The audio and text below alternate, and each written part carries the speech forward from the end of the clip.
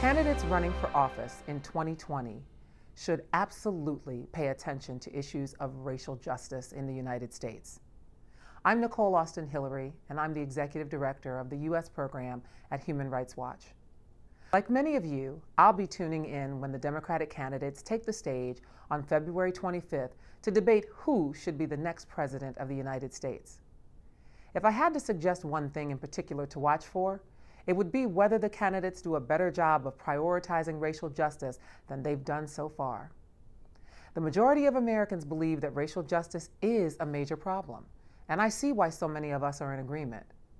Systems that leave Black people with less wealth and more trauma, as ours do in America, don't make anyone in this country safer. The good news is that we can repair the social divides and mend the pain that racist systems have caused. But it requires elected officials offering real remedies to hard problems that often get swept under the rug.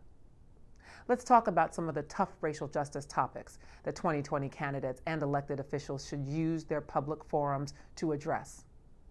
I'm paying close attention to whether 2020 candidates seize the opportunity before them to confront head-on the institution and legacy of slavery in America, especially with the February 25th debate taking place in Charleston, South Carolina, which for a long time was the nation's largest slave port.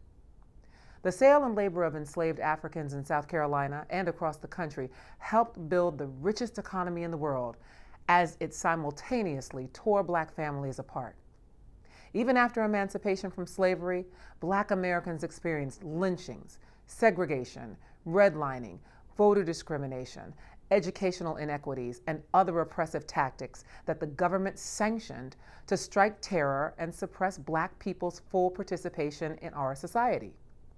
The government ensured that trauma was passed down through the generations, rather than wealth, and systemic discrimination continues to this very day. Black American communities deserve repair, reinvestment, and reconciliation. So, I'll be listening to hear whether the candidates share their thoughts on reparations and the many forms it can take for the descendants of enslaved Africans and victims of Jim Crow discrimination in America. Candidates should support and discuss House Resolution 40, a bill currently before Congress that would form a commission to study and offer proposals for providing reparations. Another important issue that warrants more discussion from candidates is abusive policing, which has traumatized Black communities for generations. Let us see if the candidates finally speak up on rethinking the role and presence of the police in our communities and how to better hold law enforcement accountable. I'm waiting to hear candidates dive deeper into their plans to end mass incarceration, which has disproportionately devastated Black families. They should support a move away from the money bail system that keeps poor people behind bars, even if they've done nothing wrong. But candidates should also publicly oppose risk assessments, which use algorithms to give statistical estimates of a person's likelihood of missing court or getting arrested again.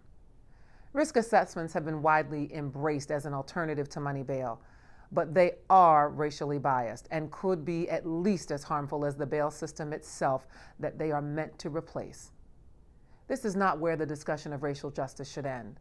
This is notice that human rights issues like these can no longer be ignored. By proposing ways to address past and ongoing harms to the very community that helped build this nation, candidates can advance policies that would improve the well-being of all Americans.